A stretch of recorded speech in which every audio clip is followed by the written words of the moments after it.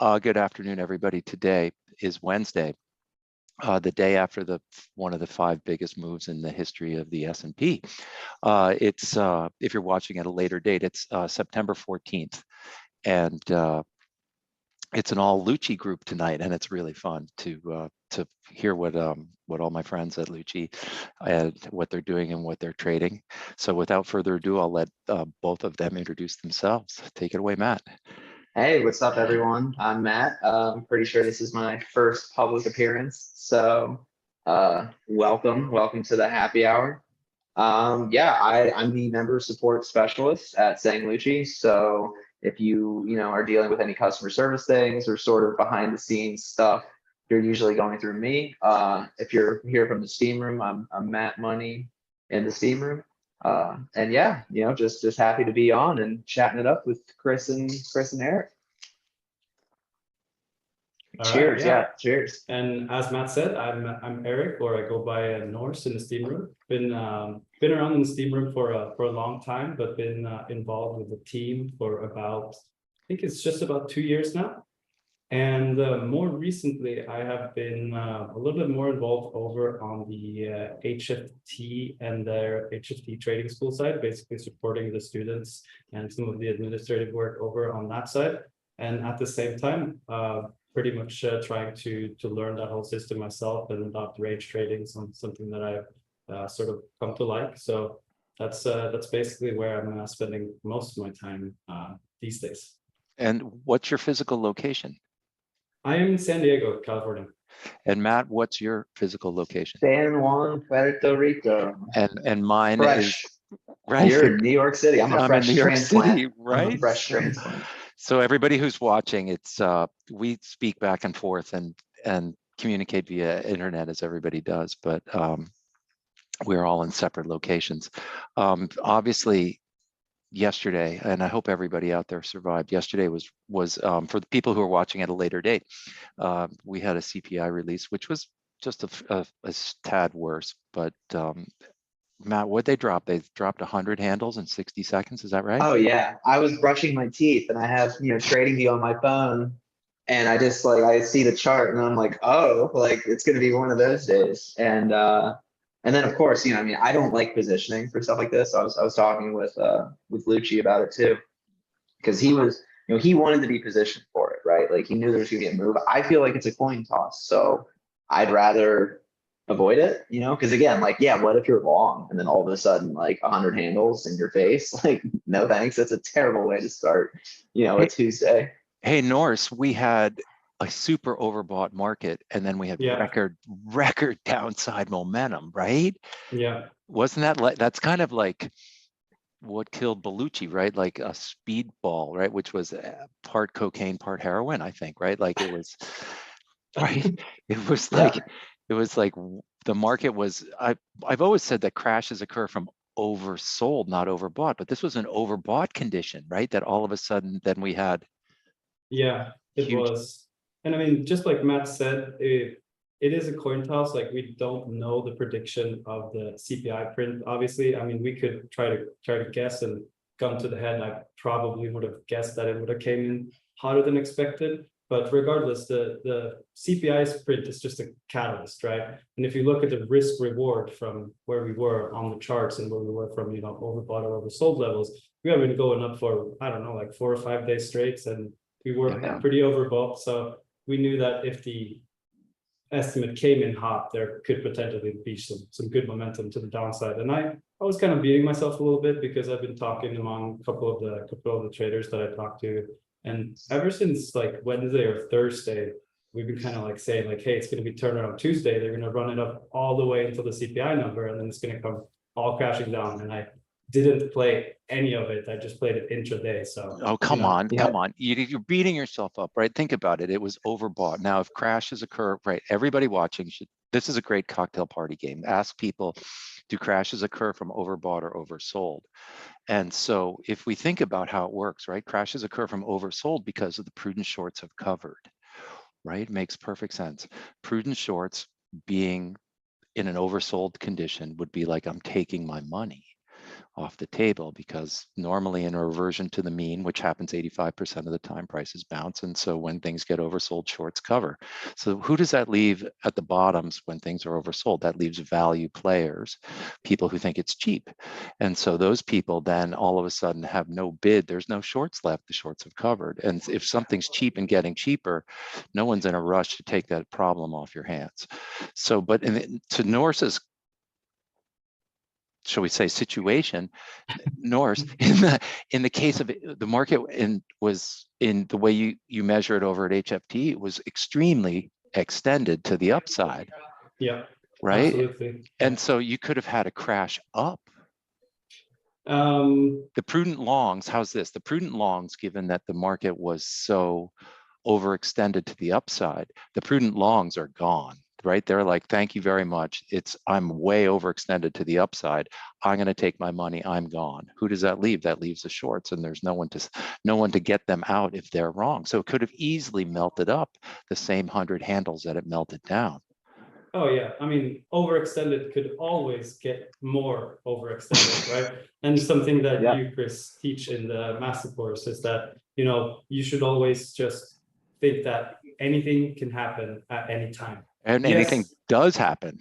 Yeah. Right. And obviously there are, risk to reward that we can look at. And I would say the risk to reward was heavily sort of like distributed to the downside. So we had a few people in our community that had taken, some puts the day before, and they got paid nicely.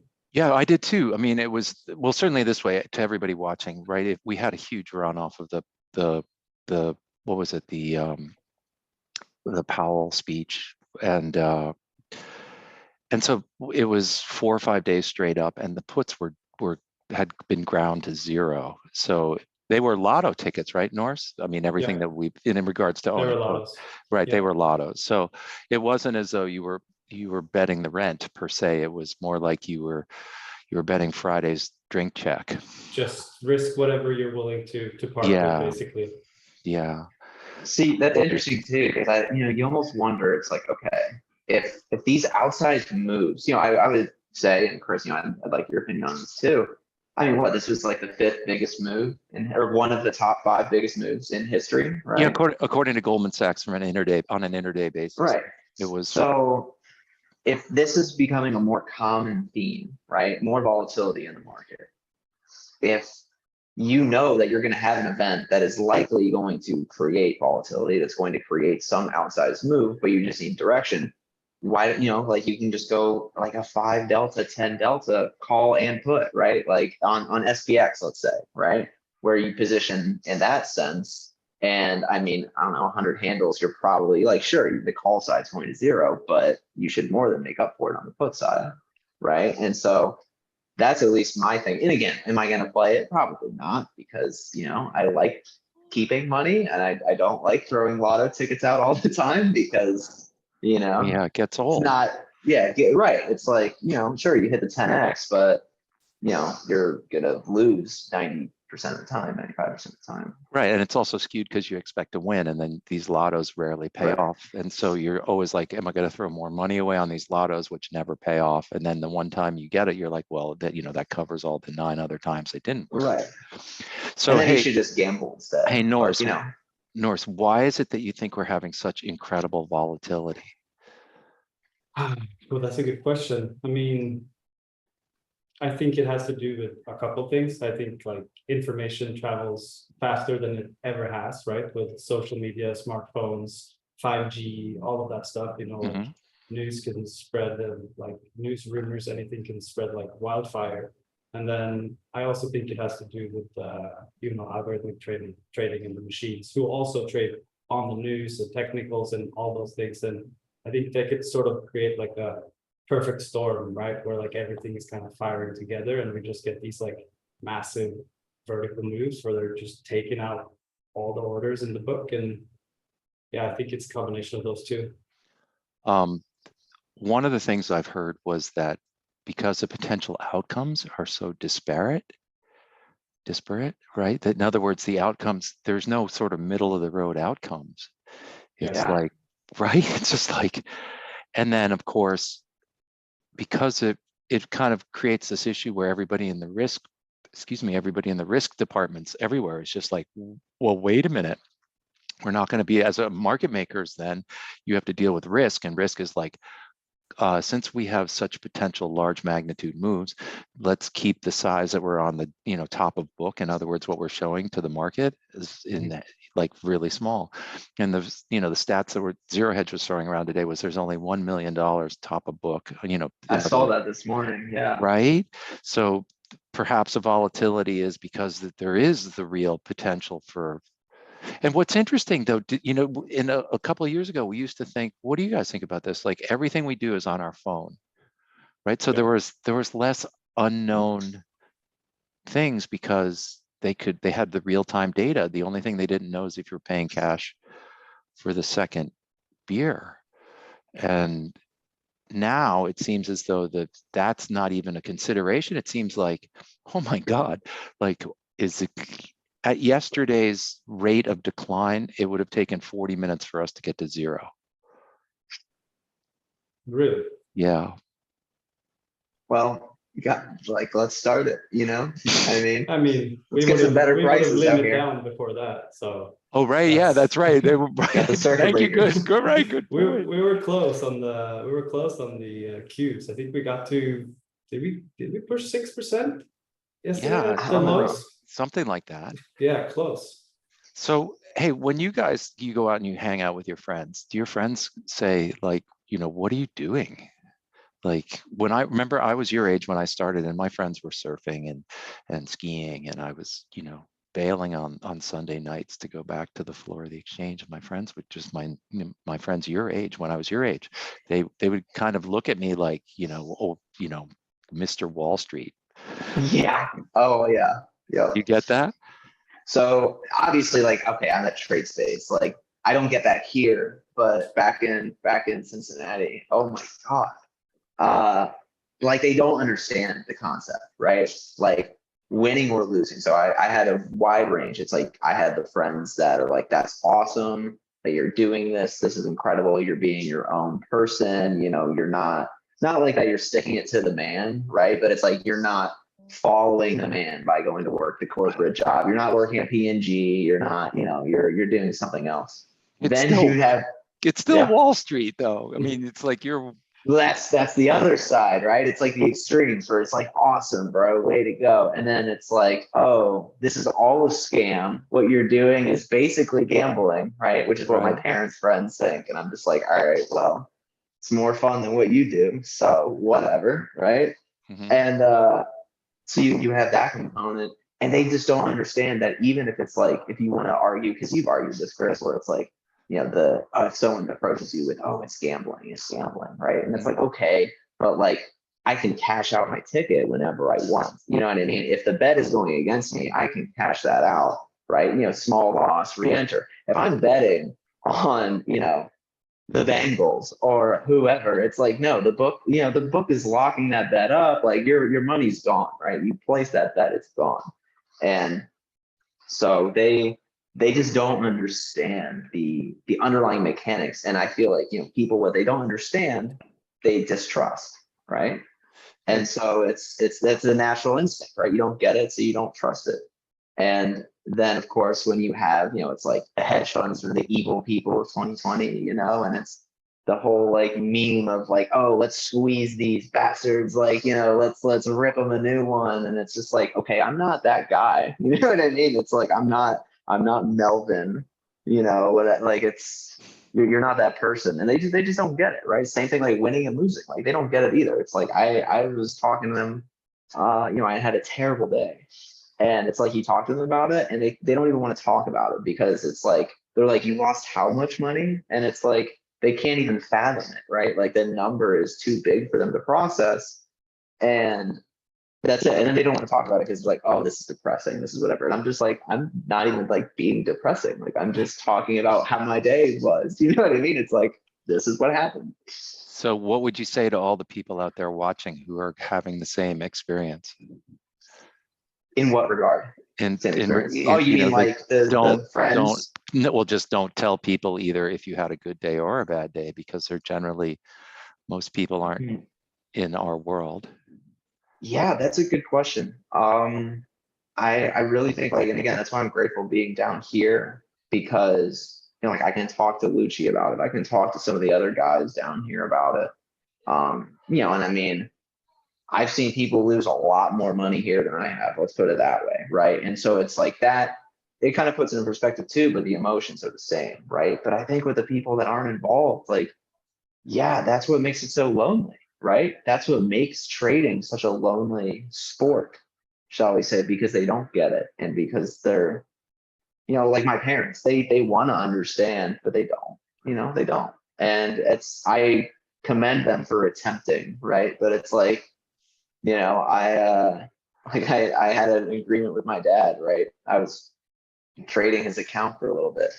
And when I, you know, we had an agreement, like, you know, whatever. It was a very nice, like, profit share agreement.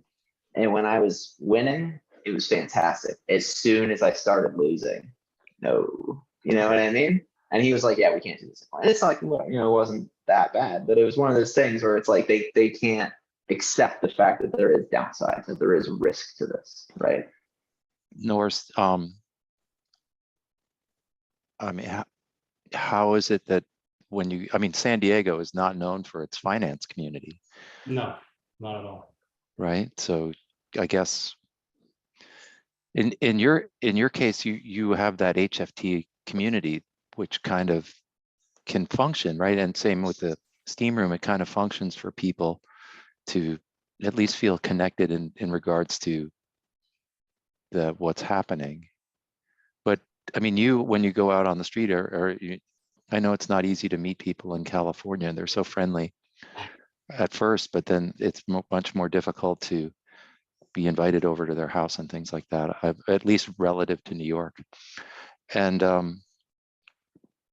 mean, do you ever, I mean, does anybody ever ask you, like, you know, what do you do and how's your day? I mean, you're surfing, right? Aren't you? I haven't been surfing that much lately, but I definitely used to surf. I used to live much closer to the beach, like actually on the beach, and that was much easier to surf back then. This is probably just an excuse, but yeah, I used to quite a bit. Yeah, I And mean, no one in the lineup is trading, I'm sure. I mean, you never really know these days. You know, there's a lot of people. You know, trading became very popular in 2020 and during the lockdowns. And but I think people don't necessarily have the same like fascination for Wall Street and finance as people probably like on the East Coast, maybe Chicago have. So for me, it like kind of depends. It's like I don't necessarily just identify as a trader. Like I do many other things as well, you know, both professionally and hobby. So it depends a little bit. Like if I just want to, you know, not really get into like a long, deep conversation with someone, I just tell them that I do product management for a software company that develops, you know, options scanners for traders. And then they're usually like pretty fascinated about that. And then if I want to go, you know, deeper into it, I'll be like, oh, I also do some like bookkeeping on the side for broker dealers, and then I'm trading, and then I'm supporting this like HFT trading school thing. So I really kind of just like pick and choose a little bit depending on like on who I'm talking to and sort of like what their interests or profession is, you know. For real, there was a social cost for me when I was young and coming to Wall Street. It was as though I had no cred anymore as a professional skier or as a windsurfer in the professional sort of arena. Yeah. And so I was going to ask both of you, and I mean, this could go for either, because I've noticed this too, like where when you meet new people, right? And they're like, oh, like, what do you do? And I feel like because of 2020 and the lockdowns and all that, saying that you're a trader, like I'm in that phase where I don't want to be like, oh, I'm a trader, because they're like, oh, you're on Robinhood, whatever. You know what I mean? It's like you're kind of just like, oh, right? like, yeah, super douchey. And so it's like I try to explain like what I do, and I'm just like, shit, like I don't know how to explain this like without kind of going in circles. So well, what do you say? What do you say now? That's a great question. I try to avoid it. I mean, people ask me and I just wave my hand and I say Wall Street. and Well, leave so it at okay. that. So I talk about like, oh, like I do like, like customer service for like Sang Lucci, like I, moderate the chat room. And then they're like, oh, so like a Discord. And I'm just fuck, like, I mean, that's like really like low rent in that term. Like it's like your mind is kind of there, but oh, you know what I mean? And then I don't even like I mentioned the trading, but I don't start off like, oh, I'm a trader, because it's like, then especially if I'm going to be honest, like if I'm out and I'm trying to like talk to a girl at the bar, like, oh, I'm a trader, it's like, go away, you know what I mean? No, Like, and get they out of here. run the other way. Run away. Yeah, they run away. They're literally like, I'm gonna marry the guy who gets a bonus at Goldman Sachs. You have good luck with your trading. Right. I'm gonna go talk to that doctor, that med school student down there. Like, who are you, you douche? It's like, all right, like fair point. What's the name? I mean, the name of the show literally came from people coming onto the exchange where everyone was trading open outcry, like you saw in Trading Places, and look at me and say, you're just a bunch of misfits. So that, it has not, I mean, you would think after all these years, right? The Marlboro Man and the cowboy and things like that, right? And the whole era of like, the United States, cowboys, right? Those were like the archetype that was like revered in the American culture. And Dallas Cowboys, America's team, and as everybody has sold out and gone corporate, there's, I was hoping, but it never happened, that we as traders would kind of assume that or be the archetype equal to the Marlboro Man, but I guess we don't have the marketing or the image. I was gonna say we need some more marketing on our right. All we got was Wolf of Wall Street. Right. Which that's also the thing. That's what people think. It's like, oh, like this. And I'm just like, well, that's a little different. It's like not exactly your parents look at you and say, why don't you get a real skill like learning to be a plumber? Yeah. No, but I still think that's one of the great things with Sang Lucci and Wall Street Jesus community, because I always was very, very interested in finance and trading, and just never really felt like I fitted in a typical like Wall Street occupation. Like I really didn't want to like put on a suit and get in my car and drive to some office, and I just felt like in the Wall Street Jesus and Sang Lucci community, like everyone was welcome, and in the markets in general, that it doesn't discriminate, right? You can be any color, age, background, and if you can just figure it out, you can make a decent living from something you hopefully like to do. So I think that's that's good to know that there are other people out there that are going through some of the same things as you. And I think one of the reasons I like to avoid this conversation with outside people is because I feel like they have a misrepresentation or a misunderstanding of like how hard this is or can be, right? Like they're thinking like, oh, you're working in the industry, you probably have like inside information or tool or whatever, you're probably just like printing money every day, right? Yeah, and they don't know like the cycles that we go through, like ups and downs and like the emotional toll it could take on you. So that's why it's like, if they're really going to have like no understanding for it anyways, I'll rather just like avoid the conversation in general. But if I meet someone who's like genuinely interested in finance and trading, then on the other side, like I love to get into a conversation and go deeper with them. You recognize when I was you guys' age trading, it was also thrilling, right? It's like a new thing. Everything's unknown. You can win the lottery. It's still thrilling. It's absolutely still thrilling. Yeah, it's extremely thrilling. And then you're discovering new things at work, and it's like your every day is puzzle solving, trying to piece together all the inputs that drive the behaviors that drive people hitting the mouse to make decisions in regards to their finances, right? You guys, it's millions of people all acting in their own best interests, right? Yet it's all distilled into a price that goes up or down. Yeah. Right. So it's infinitely more complex than any one person. And yet every day we have a relationship with this price, which is the inputs of millions of people. So it's like, whoa, it's like more complicated than any person. And then yet you can't talk to anybody about it because they don't even understand, because the process we're trying to figure out isn't taking place inside of us. On top of that, but is there anything that what's the thing you're trying to work on now? Like, there's got to be things, you know, that you like, the mistakes that you're Yeah. making that you still make. Have you gone through Over that yet? trading. Over Trading. trading is a big one. How about you, So, Norse? Keeping my losses small. Right. Yeah.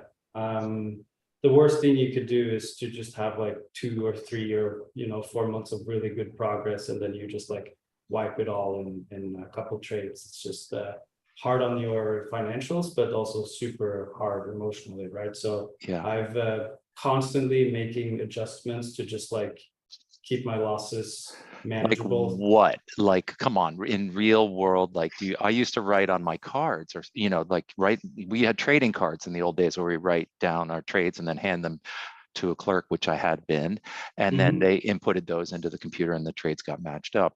Nowadays, everything is executed electronically, but I mean, there have to be, like, do you put a Post-it note on your screen? Do you get up and go for a walk? Do you just remind yourself? Do you watch yourself before you hit the mouse and say, do you have like a conversation with yourself before you hit the mouse? Is this the right thing to do? So the Post-it notes don't really work, I've found out, right?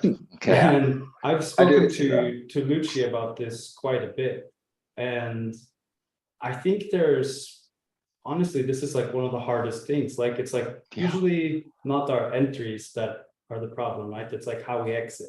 And sometimes no, wait a minute, time out. I think the entries are what caused the problems. Well, yeah, a bad entry puts you, I mean, immediately in a bad situation. So Yeah. I'm not saying entries aren't important, but what I'm saying is, if a trade goes against you and you start getting that like anxiety and fear, and then now you're not thinking rationally anymore, whatever your Post-it note says on the monitor, I don't think you're gonna listen to it, right? Right. So, and it's sometimes we're so stubborn, like I am at times, where I really don't want to take a loss. I like still think it could get back to break even. What's the biggest timeout? What's the biggest loss you've taken in a day? No, this is strictly for Norse, Matt. Oh, okay. What's the biggest? Because he gets angry, right? And so that's a response to a loss, right? But what that could lead to is a massive loss. It's exactly that. It's like you don't accept taking a small loss, and then you end up taking a big loss. Right? So I've talked to Lucci quite a bit about this, and he thinks the answer is automation, right? That you just get pulled out at a certain point in time, or at a certain dollar amount. So there's several ways you could do it. Like, I trade with stops. I also trade with a max daily loss limit, and I also trade with a max losses in a row.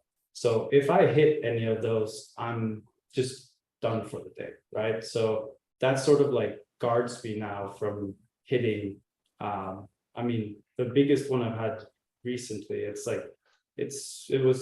was like 12,000 in a matter of like a couple hours. So I mean, that's sure there's people that have taken much bigger losses than that, but it's a lot of money, for a lot of people. So yeah, I mean, anger is, what is the cause, right? Let's think about this, right? Like, we put the trade on and we're expecting it to go our way, right? But we know that there are millions of people acting on their own best interests, and we know that there are millions of things happening affecting the price that we can't really be aware of, right? Maybe that if you think about that, right, that might be the hook that lets your anger off the hook, which is that if there are millions of things happening that we can't see, right, that are affecting price, right? Like, we can only see what's within, like, I'm looking out the window, right? I can't see what's happening even on the other side. I'm on Wall Street and I can't even see what's, happening over on the exchange floor. Well, you may laugh, but in the old days on the exchange floor, we saw everything that happened. Oh, I was just gonna joke, like, see, you're the guy with the inside info. You're the one on Wall Street. Yeah, like, and so all these here we are. Mafia Close. guys used to say, you see things. We want you, you see things, they used to always say to us. But in regards to Norse, right, like, what's the anger thing? How do you get the anger? How do you diffuse the anger? How do you get past that anger, right?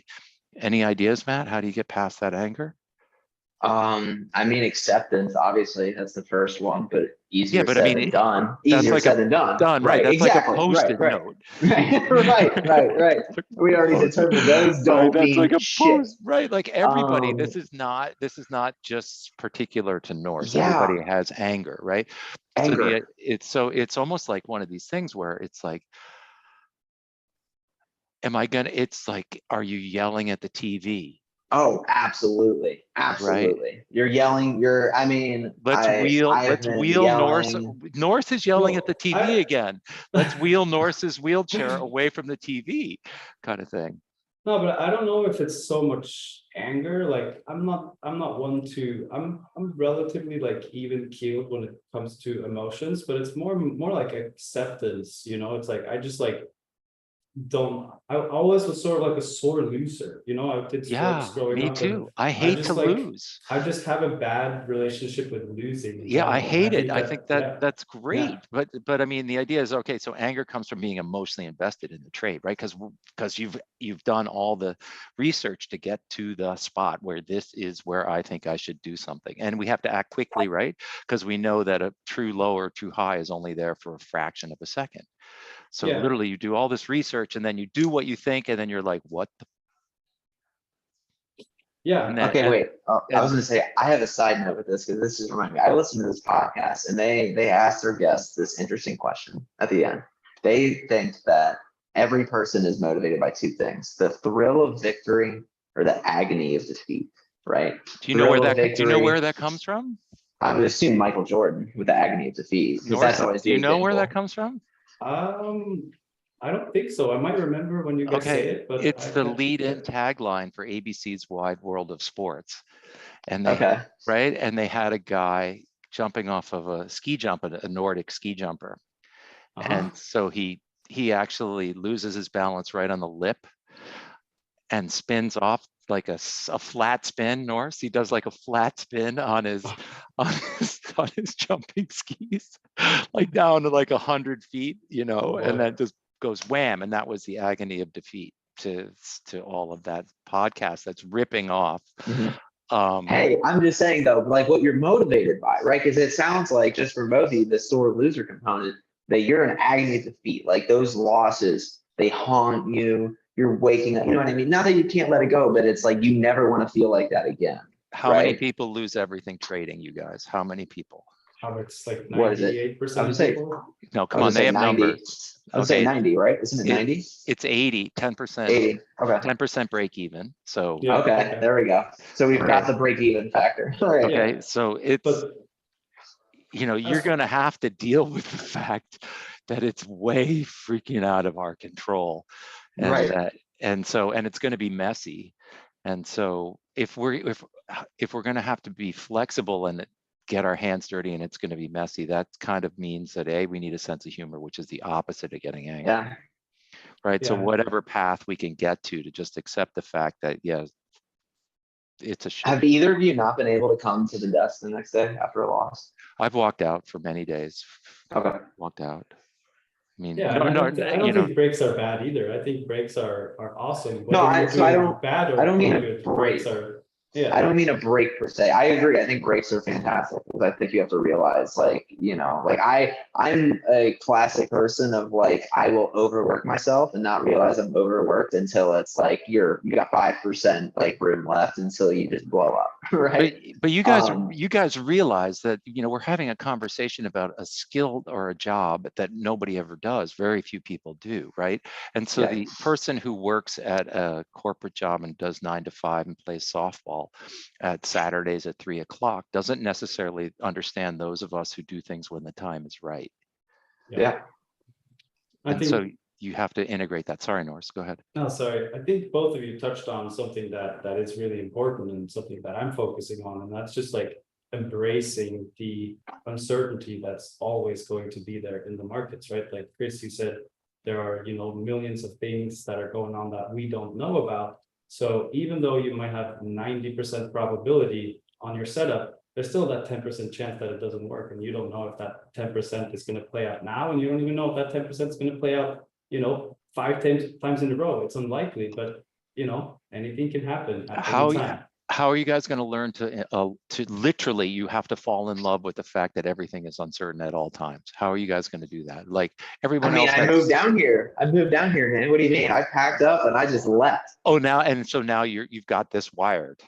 No, it's not. Okay, come on. I walked right into that. Come on. I walked right into that. But I'm saying it's that life aspect, right? Where you have to take risks in life. You know what I mean? Like, stop okay, with the cliches. Come I'm on, not right? even being a Right? cliche. Like, come on, we don't need you know what a cliche is? It implies lazy thinking. Okay. Okay, that's fair. All right. That's fair. All right. Got So me there. anytime anybody's using a cliche with you, you can just flat out tell them, can you say something? But okay, how about this? Think of it like a muscle, right? You're exercising this risk-taking muscle. How about There's that? another Right? cliche. Okay, well then I give up. I don't know how to What answer about that. this one? What about this one? In the danger of being a cliche, focus on what you can control. Yeah, but And I would say it's a cliche and that too. is but that is your risk management, your entries, For sure. your exits, your size. Like there are a lot of things within your trading that you can't control. Okay, The but now market and where price is moving is not one of them. we're trying to fall in love. Essentially, you have to get out of bed in the morning and be psyched that you don't know. Yeah. Oh, I do that. I love it, man. I mean, love it. do we say to each other like, hey, I'm getting out of bed today, I could win the lottery? No, I just get out of bed and I just go sit down and I see what's going on. You know what I mean? I don't even think about it. It's like, that's like, yeah, sure, it's a cliche, but okay. I used to, when I was in school, I worked at Panera Bread. Okay. I did not get out of bed every day being like, I'm so grateful to go work at Panera Bread and smell like, the soups when I go to class afterwards. Right. It's like, it's different. It's just you wake up and you have something. There's that draw to it. Even like after a lose, like that's why I was asking with my question before, if you ever walked away after a really bad day, like the next day you don't come back. Because I haven't had that yet. Like it doesn't mean I don't trade, but like, no, I mean, I work for Lucci, like I have a job.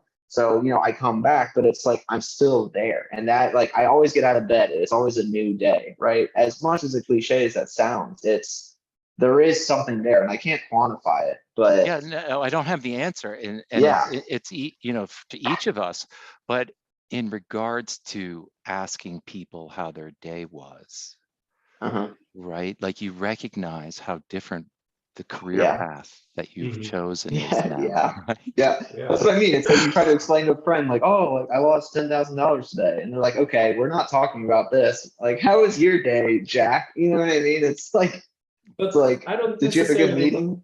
I don't necessarily think should judge whether your day was good or bad. It's like based on your P&L either. Like you could trade your setups perfectly and still lose money. And right. That's still sort of like a good day, right? You followed your plan. I think that's a cop out. How about yesterday? How about yesterday? I'm of the opinion that yesterday, regardless of the outcome of your P&L, you are not happy with the result. Yes or no? Because I was not. Like, yeah, okay, I was green, fine, whatever. But it's like I that was was green, it. but You know I what I felt mean? like Like that's like on the table. Exactly, right? But it's beyond that, you guys. We live in this ecosystem where there's millions of people playing, and when should we say the outsized response to the data point destroyed the structure of the market, the depth of the market, the willingness to participate, right? They've effectively scared people. Yeah. Right. Like it was at like, think of the market was like 2 p.m. yesterday, right? Right. That's what it was. Like we were on the call, Norse, and it was just it was that Friday. Like I got deja vu from the Friday before, the last 2 Fridays where it's just melting. There's no bid. We're just melting. We're just melting. We're just melting. We're part of a community, like it or not. Yeah, right. And so people have essentially you could see today was difficult, right? It was choppy, back and forth, nothing top of book. And that's a direct result to people getting hurt. If you fight with your girlfriend, you're not going back to talk to her. See, but I think that's also what's interesting too, though, is it depends on how you trade, right? Like today was a great day to sell premium if you sold it at the highs and the lows of the range. I'm not naked premium, Chris. Like we're not selling naked puts and calls. Your story taught me that. I will say that much. You saved me probably plenty of money just from your story there. Norse, you want to talk to our friend Matt? I feel a slap coming. I mean, what is it? Don't be caught with your pants down when the flag goes out. Is that what the saying goes? Right. Or, chair music stops, and other Yeah. cliches, right? You guys in these cliches have got to stop, right? And to anybody But they're watching, so right? You have your They're fair so share accurate. too. I do They're so not. accurate. Oh, I do not. I consciously try not to use them, and I apologize to anybody who's listening who does. But so you guys, what's it like to work at Lucci for all the people watching? Is he as I mean, he has had a kind of a storied background of being a gunslinger. Oh my God, I'm next to him. You know how brutal it is? Like trying to like you listen to him, but also like I can't just like fully because he can switch on a dime. You know what I mean? I'm not gonna be able to go from long to short to back to long like he can mentally. I can't do that. I can't do that. And I absolute admiration that he can do that. I think it's incredible. Yeah. But it's like hard.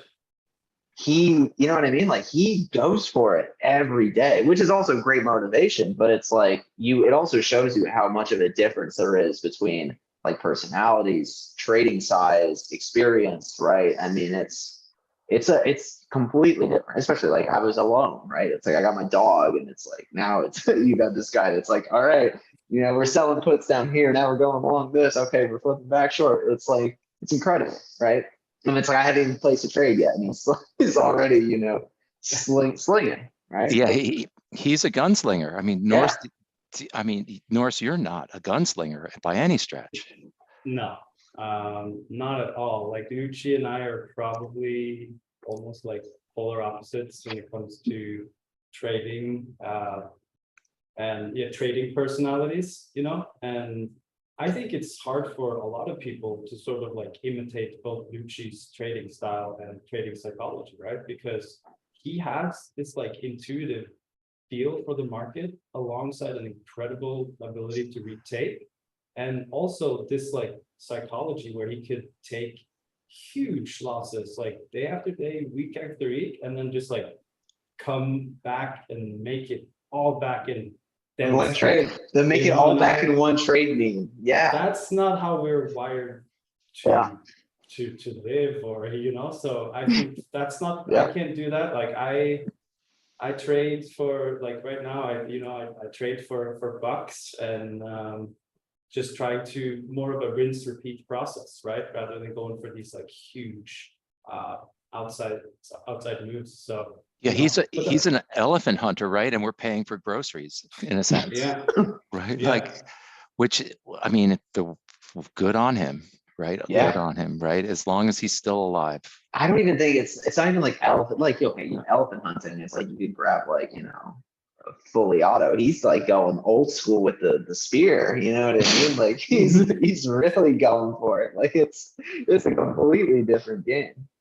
Yeah, but outside of just trading, like Sang Lucci, the company, and Lucci in general, I mean, it's my dream job for sure, and it's an incredible personal company to work for, both Lucci and Charlie. And isn't it? It's kind of cool, right? Like we're part of a community. Yeah, it's really cool. And Lucci is like hard on people, and it's tough love. But then once you've sort of like been accepted on your inside, like he's the nicest guy. He'll share whatever knowledge with you. He'll help you out. So I'm super incredible to be part of this team. And you're doing a great job, which and you've taken to the HFT role. Thank God you took to the somebody had to. Thank you. Right. No, I mean, you're doing a great job. I see it. Yeah, no, I mean, I initially, wanted to work and get involved with this company just to be able to get closer to and learn from people like you, Chris, Ranchero, Lucci, and I couldn't be happier with, the result. I feel like I'm learning something new, every week or month, just as far as like, running a business, trading, so yeah, it's really great. Isn't it interesting? Like we don't have a plan, but as a collective, but as the community grows, we're all teaching and getting results. And it's almost like trading, like it's messy, Yeah. right? But we're still providing content, we're still getting results, and the firm is still growing. I was gonna say, like, for me, I feel like the biggest thing that, like, for me, it's consistency, right? Because, like, yeah, you can bet the farm on like a hot CPI number, right? And sure, you can 10x your account, but it's like, does that mean you know how to trade? No, not at all, Do you right? know, wait, time out. Do you know how to trade? Mm, do I know how to? So again, that's what I'm getting at. The consistency, right? It's like, yes, I know how to trade. Do I know how to trade consistently? Basically, what I'm getting at is Ranchero in trading the post, coming in, talking about stacking dollars every single day, trading. It's like having different tools in your tool belt, coming in and just, hunting, right? And it's like, that is what has helped me so much whenever I feel like I'm lost, or, whatever it is, because certain things, especially in this market environment, this is a tough environment. I mean, like, Chris, you've admitted this, and you're, I've come never on, seen if it. you're It's the most if you're difficult I've admitting ever it, seen. right? If you're admitting it, it's like, come on, like, I've been trading a couple of years. It's like, I'm a herd, right? I'm an absolute herd. Like, let's be honest, So, and so wait, time yeah. out, Matt. This is what you're saying. So, Slow positive cash flow, yes, yep, steady positive cash flow is extremely important to your emotional well-being. yes, absolutely. But it's also, it's the stylistic aspect of it, right? Where it's like, I feel like what Ron has really showed me is that, like, he can trade when the market's going like trend up, trend down, sideways, whatever it is. It's like he's got something for everything, and that has really helped me kind of, like, you, because, like, okay, for example, today, right? It's like, you come in, I'm down a little bit. I'm like, oh, normally, like last year, I would have just walked away and like, oh, this market sucks, whatever, chop. And then it's like, Netflix ramps up like 10 points off some whatever. They're gonna target 40 million unique viewers on some, they're paid whatever, right? Some bullshit. Like, who cares? But it runs into a potential area of resistance. Boom. I sell some calls, right? I write some call spreads and credit spreads, and it's just like, it's a good spot for a trade, right? And normally it's like, I would have just left, walked away, been emotional, like, I'm red, what a shitty market. And it's that kind of thing where there's always some opportunity there, and you just have to, like, be patient for it. And, like, yeah, the positive cash flow, like you said, I think that's huge. And when you're not trying to hit it out of the park every day, and like sometimes you will, right? But if you're not going in with that goal, I think that's so beneficial, especially in this environment. All right, well, let's start with the things we don't want to be. We don't want to be a dead gunslinger, right? So the Yep. first, right, you at 19, right? Or how old are you now? I'm 26. Okay, you're 26, right? I At look super 26, young, but come on. at 26, you want to be able to come back to work tomorrow, and this Right, is your dream job. right. So since it's your dream job, you want to make sure that you have slow, steady, positive cash flow. Yeah. I learned that the hard way last Right. year. I found out pretty Let me fast. let me ask you this, Chris, because you said earlier, do you know how to trade? And Yeah. then I often find that there's a gap between what we know and what we do, right? Yep. Mhm. Because there have been some times where people in the community ask for my read and like what I'm thinking, and then I will type out what I'm thinking or whatever, and then I will do something completely different for myself. So it's like I don't hold myself to the same standards as what I'm telling other people. So it's like, how do you bridge that gap between Yeah. what you know you should be doing and what you're actually doing? First, if someone comes up to you, you first, instead of them asking you, what do you think? You just ask them, what do you think? And then you throw it away, right? Because essentially the prediction on the exchange floor, people did this all the time, to the point where I just put up a sign in my booth that said prediction-free zone, right? Because a prediction is pointless, but what you can ask somebody is what their position is. Yeah. Right. And so most people who have a position are not looking for advice, they're looking for an accomplice. Yeah. We're looking Yeah, for and it's not confirmation. necessarily a prediction that I'm referring to. Like, let's make a simple example of just like you've traded for 2 or 3 hours, you have a nice I do it. profit, I and do it. then I know exactly yeah, what you're talking about. Like I looked today and I was like, I do think they're going to bottom, and they did bottom. mhm, And you know, by the way, the 40 calls traded for 35 cents at the lows, and I bought a slug. People out there, you can use a single data expiration at these drawn out moves to get the bounce for nothing. But Uh-oh. but That sounds Norse great for me. It's like, oh. Norse for me, it's like I have a feel that I want to execute on, and I say that I'm supposed to wait for this price, but over the years, if I've gotten my price, it usually doesn't work out. If you're looking to buy them at a certain point and they don't get there, that's usually a better signal for them to go higher, right? Because there's more people want to buy them in front of you, right? So you end up, you think, well, you know, obviously everybody else knows what I know, and everybody else wants to buy them. So, and there's, you can see, you know, you can see the momentum slowing in the down move, for example, this afternoon at 320, right? The momentum was slowing in the high 30s in the December S&P. And you know, they went down to trade, what was the low? They traded down as low as 27, 26. So you had to take 10 handles of heat, right? I ended up buying 37. So then I just got, you know, I was like, well, might as well just buy the calls. But to your point is that that even now 42 years later after I got my badge, I still have that issue of knowing where the perfect trade entry is, or if I don't know where the perfect trade entry is doing something that is a little bit too hasty in mhm, regards to not actually following my plan. The patience required to follow my plan leads to me missing more trades than getting them. So I'm actually willing now more willing to take the heat of an early entry just to be involved. mhm.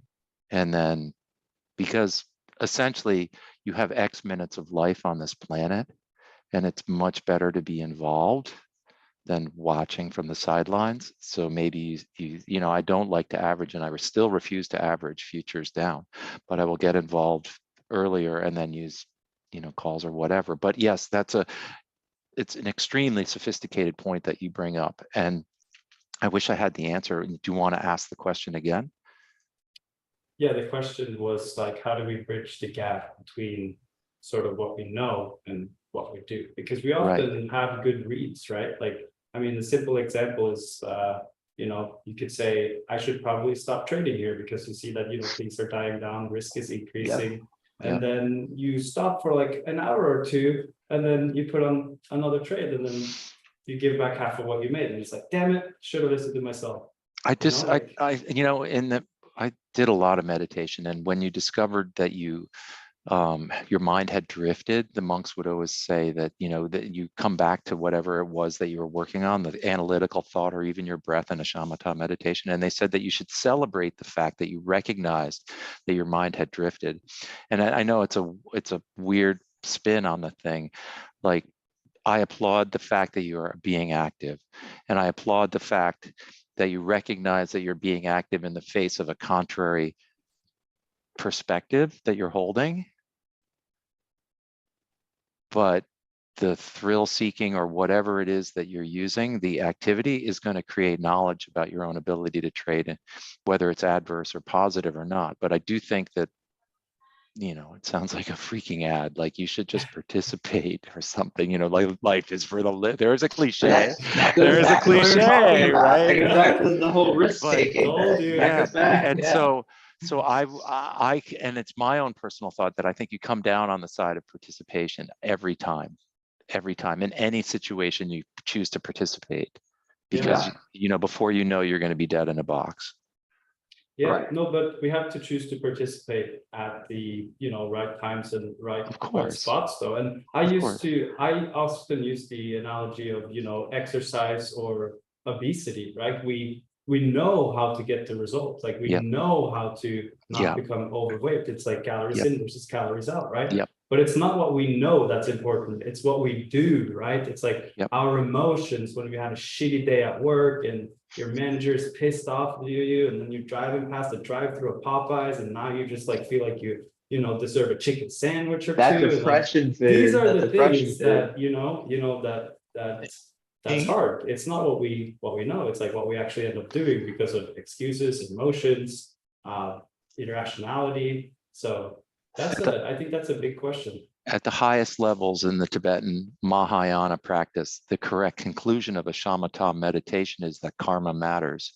In other words, you can recognize that the self is a projected illusion that is completely false, but the only thing that matters is your actions.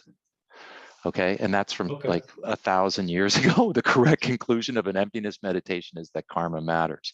In other words, but karma is defined from the Tibetan side, is defined as action. That's all it means, is action.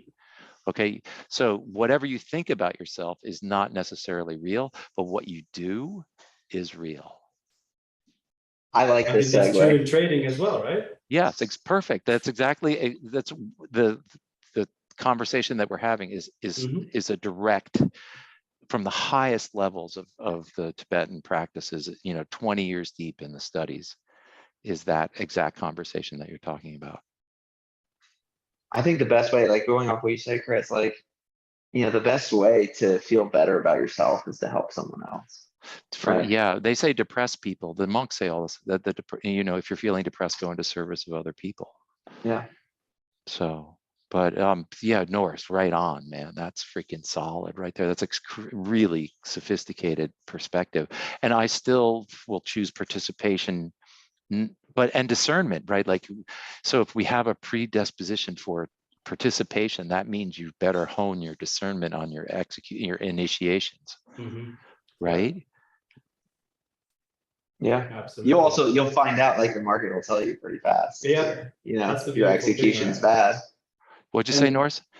I think that's a beautiful thing, and comparing it to sports. The reason one of the reasons I like trading is like it's like almost like a competition or like a sport where you can constantly refine, right? Like you come in or you prepare. You come in, you trade, and then you reflect, and then you try to be a little bit better the next day, right? And it's exactly the same thing as someone who's like, doing tennis drills or surfing or windsurfing. And I think it, overall makes you sort of like a better person just in life, right? Because you're constantly just like trying to improve. Well, let's redefine that in a way that makes even a little bit more sophistication. We'll say you're competing against an inanimate object. In other words, if you're on the ocean and you're surfing, the wave doesn't care, right? But yet you're riding the wave as though that's the thing. It's not you're competing against. It's almost like you're You gotta be in sync with it. Right, ski with the mountain, not against it. Right, so in regards to the sporting metaphor, just recognize that your brain makes no distinction between whether you're surfing or trading. And that might be an interesting sort of method for many people out there who use, whether it's a bicycle or skiing or surfing or whatever, understand that the environment, which is inanimate, doesn't care about the outcome, is the same as the same mindset that happens there. The joy you get from surfing can be experienced in trading if you just make sure you recognize the parallels. Oh, for sure. Matt? I was going to say, how do you think then? So if we're comparing it with like a skiing or a surfing, right? Right. Like a Michael Jordan, right? They're not playing against an inanimate object. Right? Inanimate. Yes. Right. Right. So it's like that don't, but they still have that mentality, right? I mean, like Kobe Bryant, right? He was like the first one in the gym, last one out, right? That was always the case. But there's no one defending the basket when you're trading. Right. So that's where I guess I'm kind of trying to wrap my head around. You're still competing against other people, though. The market is a collection of people and computers. But it's too big. It's too big. Computers. Right. It's not. That'd be like football then, right? Like where it's like it's a much bigger team versus like a 5-on-5 NBA game, right? Like that's more what I'm trying to get at, where it's like that's much more personal. Right. Versus, as you said, the wave doesn't care, right? You know, the No, mountain doesn't care. no. You know, wherever you are, if you're competing by yourself, whatever it is that you're riding on, right? The thing that you're riding, whether it's the pavement, the water, the snow. Betsy Pratt, who owned Mad River. Norse, you ever hear of this place called Mad River Glen? No, I haven't heard about it. Okay, so it's a little ski area, not little, it's 2100 vert in northern Vermont, and it has a single chair, right? And Cool. yeah, this little old lady named Betsy Pratt, she owned it, and she never went corporate. And when she sold it to a co-op of the skiers who lived there. And so it's a very cool Little place. hippie commune. Yeah, it's like a ski commune of Mhm. like socialists in Vermont, but the terrain is sick. They have zero snowmaking. Wow. And or you know, they have like a couple of runs, but she said it's not the mountain's job. Betsy Pratt said it's not the mountain's job to ensure that you have a good time, right? And so it's not the market's job to ensure that we get profits. Oh, definitely. That goes back to what we were saying earlier too, right? That the market is always going to be uncertain, and same with the waves. So it's like no point yelling at the waves, right? You can't control it. You can't I sense another predict it. cliche. No, that's really good. That's really good. I mean, it's really true. So what do? We just accept it. We just surrender, and then I mean, what's your what's your get routine? And engaged. no, let's make it more practical. What do you do in the morning? What do you do? You get up, you take a shower, do you drink coffee or tea? Definitely Coffee. coffee. Too much coffee. Too And much, need a double espresso before the bell rings. right? That's So, for oh, right, because sure. it's early there. It's so freaking Yeah. early. How do you deal with the time change?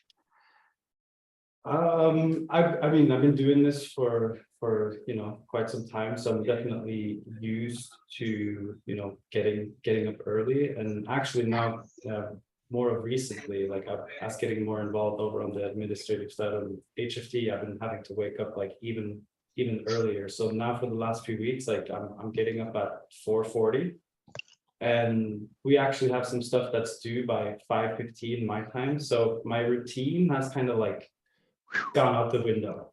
It's get up, get dressed, drink a protein shake and make a coffee, and then sit down It on the worked. computer. And Sounds like mine. yeah, and it didn't necessarily used to be like that. I used to kind of give myself more of like 45 minutes to an hour where I could take things a little bit more easy in the morning, and perhaps meditate for not too long, just like 5-10 minutes, mostly focused on like reading something that Peter Cunningful has Yeah, taught me, that one of the most important parts of meditation in the morning is that deep breathing, right? Because you're yeah, giving your brain and body oxygen, and you're also kind of like getting rid of a lot of stress by telling your body you're not in any sort of like anxiety or danger situation by controlling your breath and taking over your central nervous system. So that's what I want my morning to be like, but currently it's not like that. yeah. There's always, it's nice to get a good night's sleep before you trade. I can attest to that. Yep. It's crucial, and I actually Mhm. do monitor like my sleep and my heart rate variability very closely.